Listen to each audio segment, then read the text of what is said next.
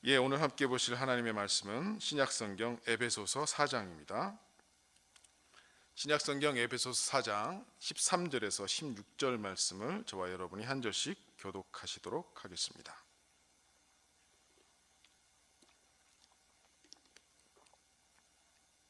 자, 에베소서 4장 13절에서 16절 말씀, 13절 말씀 제가 먼저 읽습니다.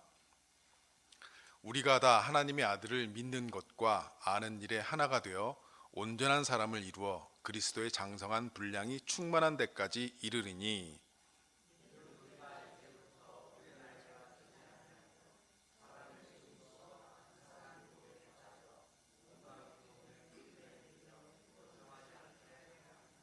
오직 사랑 안에서 참된 것을 하여 범사에 그에게까지 자랄지라. 그는 머리니 곧 그리스도라.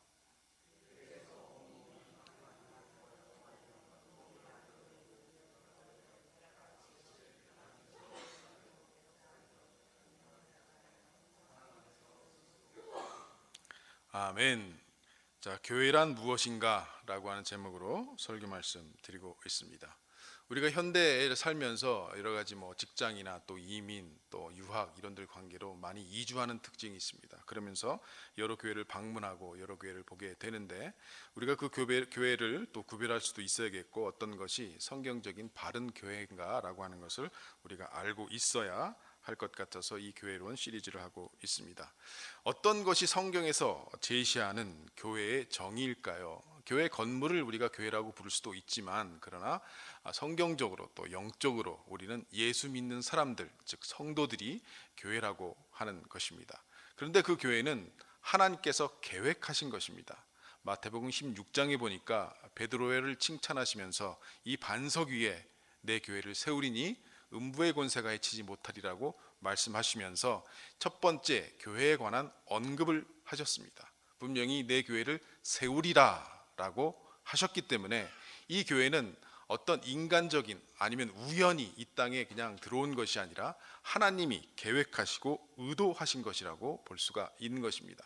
하나님이 계획하셨다고 하는 것은 만드신 분명한 목적과 이유가 있는 것입니다. 그리고 조직화된 교회가 성경적인 것이다 라고 말씀을 드렸습니다. 어떤 분들은 AD 313년에 로마의 황제 콘스탄틴 황제가 기독교를 공인한 후부로부터 로만 카톨릭이 되면서부터 기독교가 타락했다라고 보는 시각도 있습니다. 어떤 신학자들이나 어떤 목사님들은 그렇게 얘기하시는 분들도 있습니다. 초대교회에는 굉장히 복음이 살아있고 정말 순수했고 하나님 향한 어떤 열정이 있었는데, 천주교가 되면서 로만 카톨릭이 이루어지면서 정말 교회가 부패하고 타락했다라고 하는 어떤 시스템이 문제다라고 하는 시각을 가지고 있는 분도 그런데, 그러나 성경을 살펴보면 그렇지 않습니다. 예수님이 부활 승천하시고 첫 번째 교회가 예루살렘에서 탄생하게 됩니다. 약속한 성령이 임하시고 베드로의 설교로 말미암아 3,000명이 회개하면서 갑자기 큰 교회가 생겨나기 시작했습니다. 그 후로 디아스포라라고 하는 유대인들이 지중해를 흩어지면서 또 사도 바울 같은 사람들이 선교를 하면서 지중해 연안으로 교회가 퍼지기 시작했습니다. 사도행전에 보면 7집사를 세우는 장면이 나오고 또 예루살렘 공의회가 있던 것을 볼 수 있고, 수많은 서신서들 중에 정말 기록된 것을 보면 이미 조직된 교회에게 편지를 하는 것을 볼 수가 있습니다. 여러 교회 성도들과 감독과 집사들에게 편지하노니, 그래서 이미 초대교회 당시도 교회는 조직되어 있었고 그 조직된 교회가 성경적이라고 하는 것입니다. 왜냐하면 아주 옛날부터 AD 2세기경부터 그 조직된 교회와 또 천주교가 얼마나 또 중세시대 타락을 했습니까? 또 개신교도 종교개혁을 했지만 얼마나 부패하고 타락한 모습들이 많이 보여집니까? 그렇기 때문에 많은 사람들은 아니지만 어떤 일부의 사람들이 그런 조직된 교회가 이게 옳지 않다라고 하면서 정말 거기서 떨어나와서 무교회주의를 지향하는 플리머스 형제단이랄지, 아니면 또 우찌무라 간조의 영향을 받은 한국의 어떤 그 함석콘 옹이 이렇게 주장했던 그런 그룹이랄지, 또 이런 퀘이커 교도 같은, 미국과 영국의 퀘이커 교도 같은 교도들이 있어서 일체의 조직을 부정하고 목사도 세우지 않고 자기들끼리 모여서 그냥 묵상하면서 그냥 이렇게 모임을 갖고 그냥 일상생활에서는 정말 하나님을 믿고 또 이렇게 그냥 묵상하면서 또 말씀을 잘 지키면서 살아가는 사람들이 생겨나기 시작했습니다. 그들의 삶이 경건할지라도 그들의 삶이 영향력이 있을지는 모르지만 그러나 그것은 성경적이 아닌 것입니다. 조직된 교회를 하나님께서 세우셨고 또 그 조직된 교회와 함께 하셨기 때문에 천주교가 그렇게 부패했을지라도 개혁된 상태로 우리는 남아있는 것입니다. 그래서 어떠한 부패한 그런 교회라든지 이것 때문에 혼자 떨어져 나와서 자기 혼자 그냥 하나님 앞에 신앙생활을 하는 것은 그것은 올바른 태도가 아닌 것이라고 우리가 볼 수 있는 것입니다. 자, 그럼 그 교회를 통해서 추구해야 될 신앙의 본질은 무엇입니까? 무엇을 하라는 것이 아니라 어떤 변화를 가지는 것이다 라고 했습니다. 마태복음 16장에 보면 베드로에게 그렇게 칭찬을 하신 다음에 예수님이 바로 하신 말씀은 자신이 이제 죽으시고 어떻게 죽으시고 3일 만에 살아나실 것을 이야기합니다. 그때 베드로는 주님 절대 그럴 수 없습니다. 그런 일이 절대 일어나지 않도록 하겠습니다. 제가 그렇게 하겠습니다 라고 주님께 말을 합니다. 그런데 예수님이 그 베드로를 보면서 사탄아 물러가라 라고 말씀하십니다. 그러면서 바로 뒤에 하시는 말씀이 뭐냐면 누구든지 아무든지 나를 따라오려거든 자기를 부인하고 자기 십자가를 지고 나를 따를 것이라 라고 말씀하셨습니다. 우리가 교회 생활을 하면서 신앙생활을 하면서 어디에 초점을 두냐? 하나님 제가 어떤 것을 이렇게 봉사를 해서 뭔가를 이렇게 하겠습니다. 그런 무엇을 하라는 것이 아니라 변화를 가지라고 하는 것입니다. 신앙생활을 하면 할수록 우리들의 변화된 모습이 열매로 드러나야 합니다. 예수님은 말씀하셨습니다. 마태복음 7장에서 나무를 보면 그 열매를 보면 나무를 안다고 했습니다. 좋은 나무가 나쁜 열매를 맺지 못하고 나쁜 나무가 좋은 열매를 맺지 못한다고 했습니다. 그러면서 반석 위에 지은 집과 모래 위에 지은 집을 비교하셨습니다. 그것은 어떤 행위에 대한 비교가 아니라 기초에 대한 비교다라고 말씀을 드렸습니다. 반석 위에 집을 지은 자는 즉 하나님의 뜻대로 자기를 부인하고 십자가를 지고 신앙생활을 하는 사람들은 자연스럽게 성령의 열매가 맺어질 수밖에 없습니다. 그러나 교회 생활을 오래 했을지라도 신앙생활을 많이 한다고 할지라도 말씀을 잘 알고 기도를 잘 하고 봉사를 많이 했을지라도 자기의 뜻으로 즉 모래 위에 집을 지으면 그 열매가 육체의 열매가 맺어질 수밖에 없다라고 하는 것입니다. 그래서 우리가 본질적인 신앙의 교회를 통해 추구해야 될 신앙의 본질은 바로 어떤 변화, 예수 그리스도로 말미암아 그분을 닮아가고 그분께 영광을 돌리는 삶을 살아가게 되는 것, 그것에 초점이 있어야 된다고 말씀을 드렸습니다. 지난 시간에는 아주 중요한 말씀을 드렸습니다. 올바른 교회로 존재하기 위해서는 신학자들이 정리한 것이 세 가지 속성이 있다라고 하는 것입니다. 교회의 통일성과 거룩성, 보편성입니다. 우리 한번 따라합시다. 통일성, 거룩성, 보편성. 이런 통일성, 거룩성, 보편성이라고 하는 말은 성경에는 없지만은 이것들은 성경에 나타난 것들을 신학자들이 정리한 것입니다. 통일성이라고 하는 것은 예수 그리스도가 교회의 머리시고 우리는 그분의 몸이라서 모든 지체가 함께 연결되는 통일성을 가진다라고 하는 것입니다. 그래서 골로새서 말씀같이 그는 근본 교회의 머리시다라고 하고 우리는 함께 지어져가는 지체다라고 성경에 이야기하고 있습니다. 이것을 근거로 교회는 통일성을 가진다. 즉 우리는 서로가 다르지만 머리 대신 우리가 신앙을 고백하면 즉 사도신경을 고백하는 사람들이라면 예수 그리스도를 우리의 주님으로 구주로 고백하는 사람들이라면 너와 나는 다르지만 우리는 한 몸이다 라고 하는 것이 통일성입니다.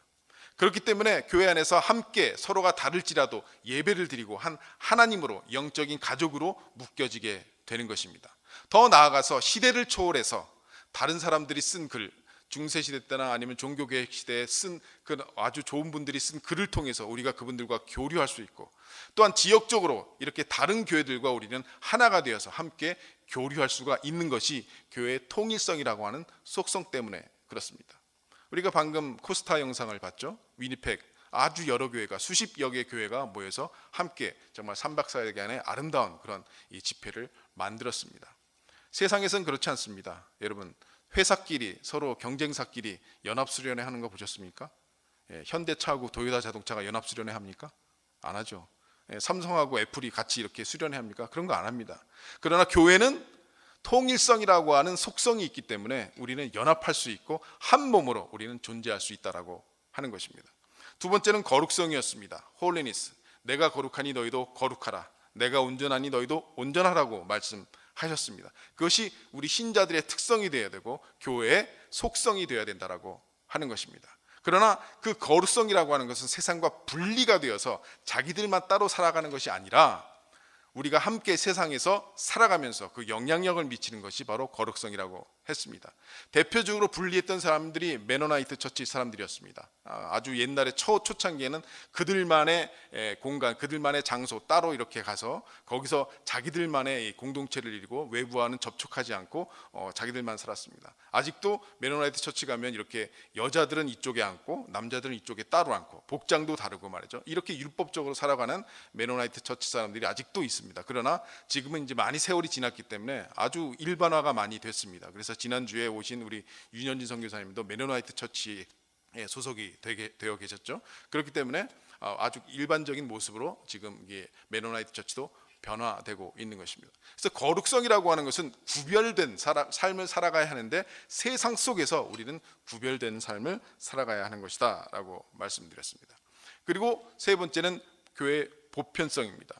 너희에게 성령이 임하시면 온 유대와 예루살렘과 온 유대와 사마리아 땅끝까지 이르러 내 증인이 되리라고 하신 말씀은 어떠한 순차적인 것이 아니라 동시적인 명령이고, 또한 이 교회 성교란 교회의 보편성을 근거로 하기 때문에 모든 시대, 모든 장소를 막론하고 우리는 복음이 없는 곳이라면 가서 복음을 전하는 것이 교회의 보편성이라고 하는 것입니다. 그래서 거룩성의 그 존재하고, 그래서 제가 조금 오해할 수 있는, 성교에 대해서 오해하고 있는 분들이 꽤 있는데, 어떤 네가 거룩하지 못한데 무슨 나가서 선교를 하느냐라고 하는 것은 이 교회의 속성을 모르는 것입니다. 선교란 교회의 보편성을 근거로 하기 때문에 나의 거룩함이라든지, 물론 내가 거룩해야 합니다. 그리고 하나님 앞에 온전하게 성장해야 됩니다. 그러나 내가 아직 성장하지 못했기 때문에 선교를 못 나간다, 이것은 틀린 개념입니다. 그렇기 때문에 여러분들 이해하셔야 됩니다. 그래서 여러분들 그렇게 막 거룩하지 못한 사람들이 나가서 선교하는 거 보고 여러분들 욕하면 안 돼요. 저것은 보편성에 근거하기 때문에 저렇게 선교를 할 수도 있다. 그러나 또 그 사람이 거룩하지 못한 것은 또 그 사람의 문제이지만 어쨌든 선교란 보편성을 근거로 하는 것이다. 그래서 수신제가 치국 청편하라고 하는 그런 개념이 선교에 적용돼서는 안 된다고 말씀을 드렸습니다. 또한 이단과의 구별, 그래서 이것은 교회의 올바른 교회로서 존재하기 위한 세 가지 속성은 다른 세상의 조직이나 단체와 구별되기 위한 속성입니다. 그러나 교회와 교회가 또 이 이단과의 구별을 위한 세 가지 징표는 뭐냐면 말씀의 참된 전파와 성례의 정당한 거행, 권징의 신실한 시행이라고 말씀드렸습니다. 말씀의 참된 전파 먼저 굉장히 중요합니다. 그래서 여러분들 어디에 이주하시게 되거나 새로운 교회를 찾으실 때 정말 그 교회가 하나님의 말씀을 참되게 전파하는지 교회를 여러분들이 잘 보셔야 됩니다.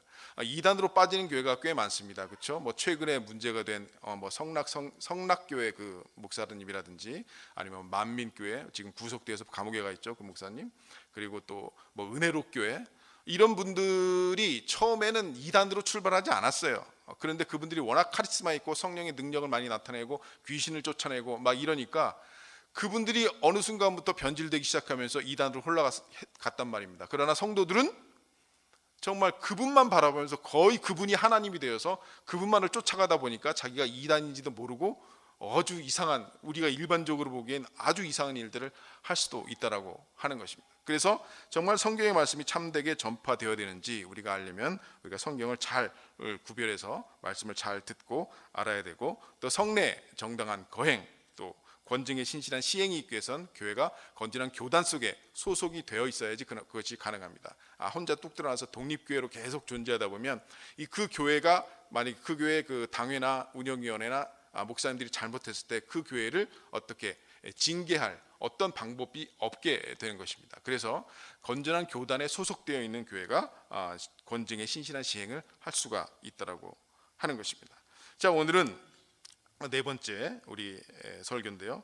여러분들은 교회 몇 년째 지금 다니고 계십니까? 아마 모태신앙으로 평생을 교회 다니면 또 아마 적지 아니할 겁니다.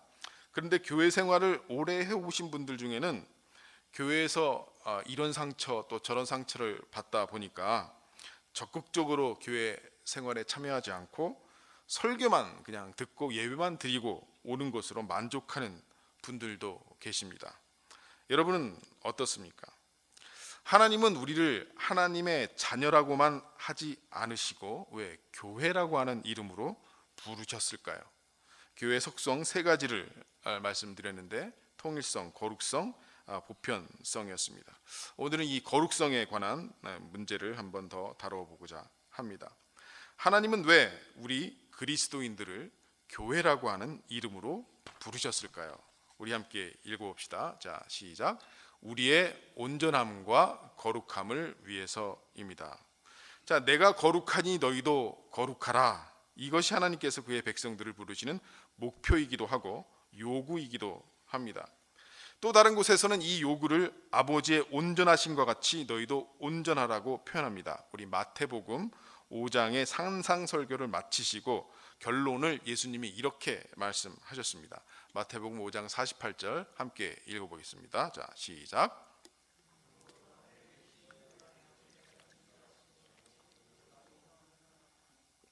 자, 여러분, 만일 하나님이 여러분을 교회로 부르신 이유가 무엇입니까? 라고 질문을 한다면 뭐라고 대답하시겠습니까?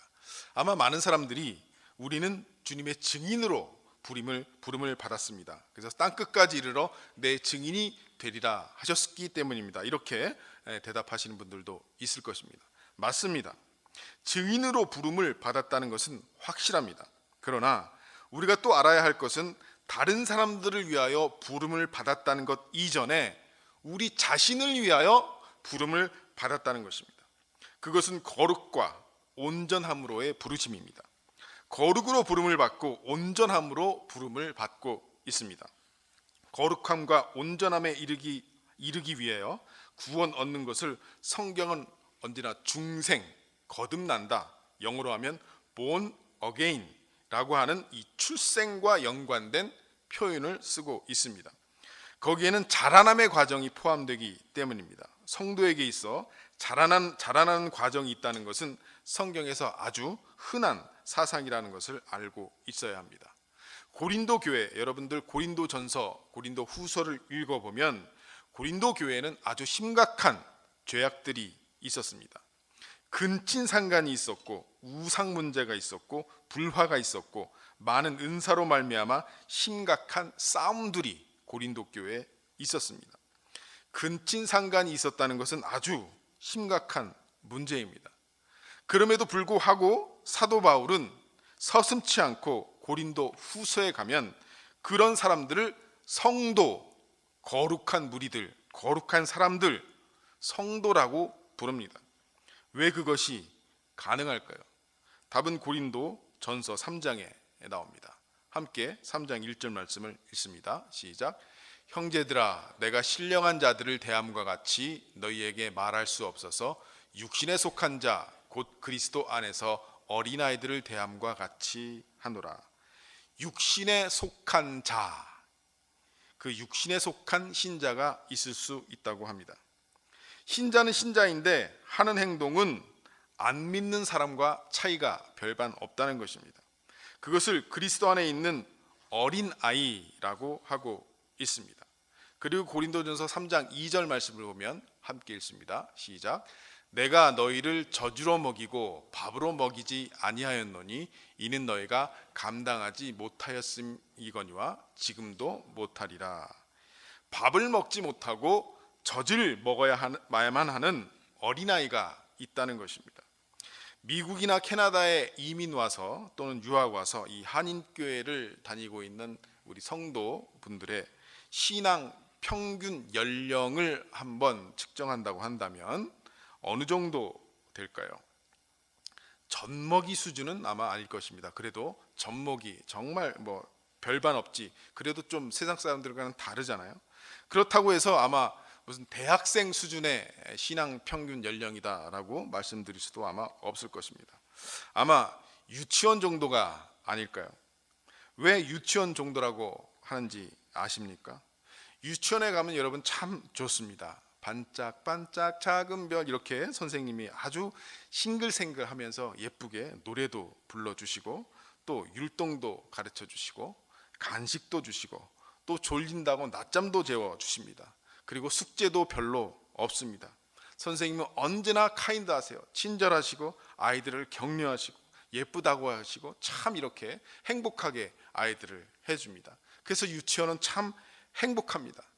그런데 이제 유치원에 좀 다니다가 보면 이제는 자라나서 초등학교, 중학교, 고등학교, 대학교에 가서 이렇게 공부를 하고 성장해야 하는데 숙제가 너무 싫어요. 그리고 공부하는 것이 너무 싫어요. 그래서 유치원에만 있겠다는 것입니다. 이제는 좀 잘하는 것 같아서 숙제를 좀 내주거나 더 높은 차원의 공부를 좀 시키려고 하거나 좀 어려운 문제를 내주면 싫다는 겁니다. 다른 교회로 갑니다. 날마다 선생님이 반짝반짝 작은 별 해주고 칭찬해주고 위로해주고 격려해주고 자기를 행복하게만 해주는 그런 교회를 원합니다.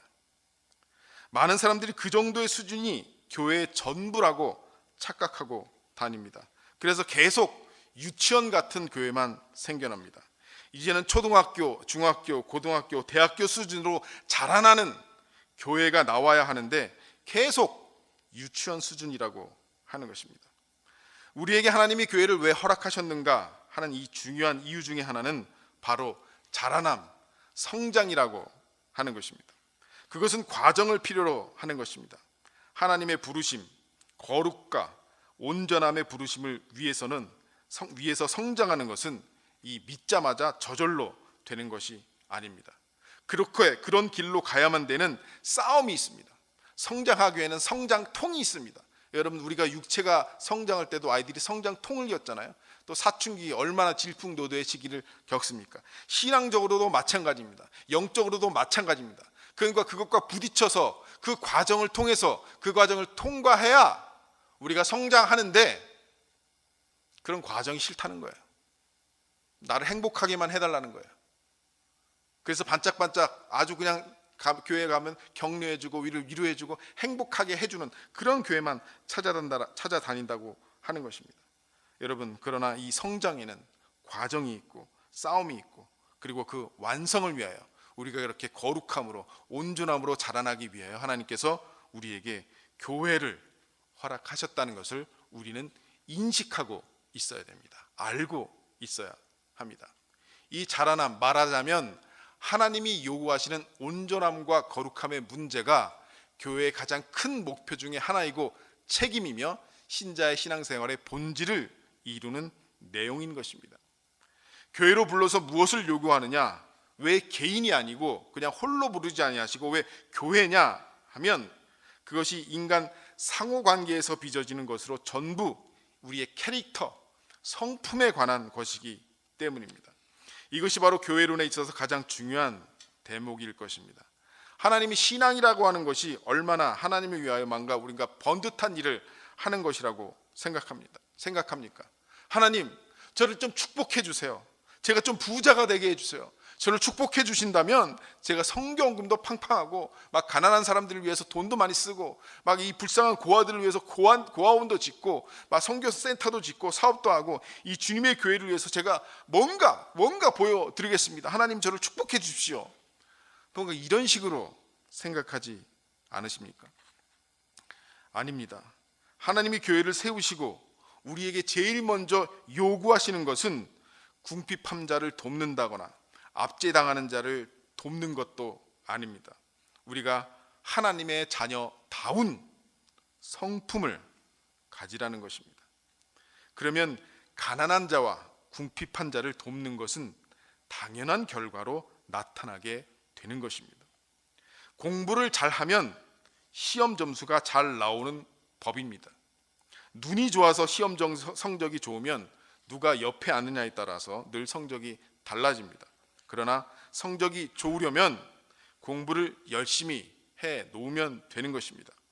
에베소서에는 이런 이야기가 나옵니다. 함께 22장 21절, 22절 두 절 말씀을 읽어보겠습니다. 자, 시작.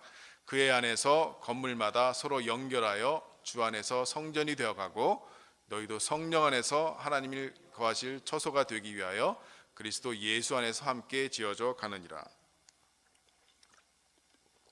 하나씩 있어서는 건물이 되지 않습니다. 여기서 너희도 성령 안에서 거하실 처소가 되기 위하여 예수 그리스도에서 함께 지어져 간다고 표현하고 있습니다. 벽돌이 하나하나 따로 있어가지고는 건물이 되지 않습니다. 연결이 되어야 됩니다. 이런 이 사도 바울의 에베소서의 말씀이 전부 축대를 쌓는 모습을 염두에 두고 하는 그런 표현입니다. 오늘날은 이 벽돌 공장에서 이렇게 딱 규격화된 벽돌을 만들기 때문에 이 어떤 것을 갖다 놓아도 탁탁탁 이렇게 연결이 됩니다. 그러나 이 사도 바울 당시 이 편지를 쓸 때 그런 건축에는 이 규격화된 벽돌이 흔치 않았습니다. 없었습니다. 그렇기 때문에 그냥 자연석을 이용해서 이 축대나 성이나 고궁을 뭐 계단이나 이런 것들을 만든 것을 볼 수 있습니다. 여러분, 우리나라 고궁에 무슨 경복궁이나 창덕궁이나 이런 데 가보면 이런 담이나 축대를 쌓을 때 그냥 자연석을 그대로 갖다 놨고 그것을 이용해서 좀 다듬어서 이렇게 쌓은 것을, 그래서 어떤 것은 큰 그 돌이 있고 어떤 것은 좀 작은 돌이 또 옆에 있고 또 그것보다 좀 큰 돌이 이렇게 있는 모습을 여러분 보셨을 것입니다. 자연석을 그대로 이용해서 이 축대나 이런 계단을 쌓을 때는 이 비슷한 돌을 갖다 놓고 원형을 그대로 가능한 보존하면서 옆에 있는 것과 맞물리는 자리만 이렇게 다듬어야 합니다. 근데 돌을 놓을 때 옆에 있는 것과 밑에 있는 것을 봐서 이것을 돌을 요만큼 쳐야 되겠다, 그래서 요만큼 쳐내서 이렇게 맞추기도 합니다. 그런데 이 새 돌을 갖다 놓을 때 이 돌을 깎는 것보다는 지금 놓여 있는 돌을 깎는 게 낫겠다라고 하면 그 기술자가 그 놓여 있는 골을 먼저 치고 깎아서 맞춰서 담을 쌓아나가게 되어 있습니다. 이렇게 우리는 서로 함께 지어져 가기 위해서 깎여야만 하는 것입니다. 처음 교회에 와서 어떤 교회에 적응하려면 우리가 또 이렇게 깎이는 그런 경험들, 과정들이 필요합니다. 또 새로 오신 분들이 와서 또 미리 와 계신 분들이 또 깎여져야 되는, 이렇게 서로 맞춰야 되는 그러한 경우도 생긴다라고 하는 것입니다. 그래서 교회에 오면 참 서로가 상처를 많이 받아요. 참 고슴도치와 밤송이 같이 생긴 신자들이 많기 때문에 우리 서로 사랑합시다 이렇게 껴안다가 서로 아파요. 서로 아파요. 그래서 이렇게 멀리 떨어지려고 해요. 그래서 혼자만 있으려고 해요. 그러나 교회를 왜 교회로 부르셨냐? 우리는 서로 연결하여 성전이 되어가고 예수 안에서 함께 지어져 가기 위해서 교회로 부르셨다라고 하는 것입니다. 가까이 할수록 서로 다칠 수도 있습니다. 그러나 그 과정을 통해서 우리는 함께 지어져 가는 것입니다. 많은 사람들이 교회에 대해서 교회가 그럴 줄 몰랐어요. 교회 갔더니 너무 큰 상처를 받았어요. 이렇게 오해를 합니다. 당연합니다. 신앙이 유치원 수준인데 교회만 오면 막 갑자기 기도만 하면 머리 위에 둥근 태가 갑자기 뚝 이렇게 생기고 막 비가 와도 막 나가면 안 맞고 막 이런 일이 생깁니까? 전혀 그렇지 않죠. 정말 많은 문제가 있고 많은 상처가 있고 있는 사람들이 다 교회로 오고 어떤 사람들이 교회에 오기 때문에 우리는 문제가 많을 수밖에 없습니다. 병원에 건강한 사람들이 갑니까? 환자들이 가잖아요. 그렇죠? 교회에도 마찬가지입니다. 우리는 다 아픈 사람들 수 있고 상처가 있는 사람 있고 모난 사람들일 수 있습니다. 그러나 우리가 교회로 부르신 것은 함께 지어져 가기 위해서는 서로 깎여져야 하는 것입니다. 주님이 때로는 이 사람을 치기도 하고 때로는 이 사람을 치기도 하고 그래서 맞춰서 함께 지어져 가야 하는 것입니다. 하나님이 요구하시는 것은 우리의 그 마음, 나를 향해서 상처 주는 말을 하거나 나를 위해서 돌을 던지는 것도 주님처럼 주님의 마음으로 받아들이는, 그럴 수 있는 그런 마음을 만들려고 의도하시고 목적하고 계시다는 사실을 우리는 알아야 합니다. 교회란 돌을 던져도 주기도문만 외우면 돌이 막 피해가거나 그런 일 따위가 안 생깁니다. 돌을 던지면 그대로 맞습니다. 세상에서 만든 돌보다 더 아플 수 있습니다. 왜? 교회는 그래도 사랑해 주겠지라고 했는데 거기서 더 상처받으면 더 아픈 거죠. 우리가 제일 싫어하는 것이 깎여야 하는 자리이기 때문에 아주 어려운 곳이 교회입니다. 이 세상에서 제일 힘든 것을 각고의 노력이다라고 하지 않습니까? 뼈를 깎는 노력이다라고 하는 것입니다. 그래서 교회란 언제나 보기 싫은 사람, 감당 못할 사람끼리 모여있게 되어 있습니다.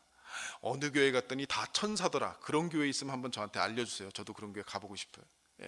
그런 교회는 없습니다. 우리 한국 사람들은 서로 물고 찢고 싸우면서도 이 한국 신자들은 아멘 할렐루야를 늘 입에 달고 다니는 사람들이 많습니다. 그러면서 늘 말씀을 끼고 살면서도 엄청 서로 미워하고 육체의 열매만 맺고 있다라고 하는 것입니다. 자기는 경건한 삶을 산다고 하면서도 교만해서 다른 사람들을 비판하기 일쑤입니다. 여러분, 우리는 먼저 우리의 행실을 고쳐가야 합니다. 이러한 어린아이 같은 행실을 고쳐나가고 성숙한 어른이 되게 하기 위해서 하나님이 우리에게 교회를 허락하신 것입니다. 그래서 교회에는 온갖 종류의 사람들이 교회에 모여 있다라고 하는 것입니다. 공사 중 통행에 불편을 드려 대단히 죄송합니다. 이 광고를 보면서, 이 문구를 보면서 뭔가 생각나는 것 없으십니까? 공사 중입니다. 예, 그렇습니다. 여러분, 저는 아직 공사 중입니다. 주님이 저를 아직도 만들어가고 계십니다. 통행에 불편을 드려 대단히 죄송합니다. 여러분, 우리는 서로 공사 중입니다. 우리가 서로 깎이면서 지어져 가고 있습니다. 그래서 서로를 불편하게 할 수도 있습니다. 서로를 아프게 할 수도 있습니다. 공사 중 통행에 불편을 드려 대단히 죄송합니다. 교회가 여러분을 위해서 존재하는 것은 여러분이 정말 싫어하는 것, 어떤 부분, 정말 이 부분들을 깎아내고 잘라내기 위해서이지, 여러분이 그냥 가만히 있어도 행복하게 뭔가 영적으로 성숙해서 뭔가 주님이 원하시는 영화의 자리까지 막 이렇게 천사처럼 올라가고 그렇게 하는 것이 아니라고 하는 것입니다. 어떻게 보면 훈련장이고 도장인 것입니다. 훈련해야 되고 땀을 흘려야 되고 정말 우리가 싫지만 계속 연습하고 훈련해서 함께 지어져 나가면서 함께 거룩한 성전이 되어가는 것이 바로 교회의 모습이라고 하는 것입니다.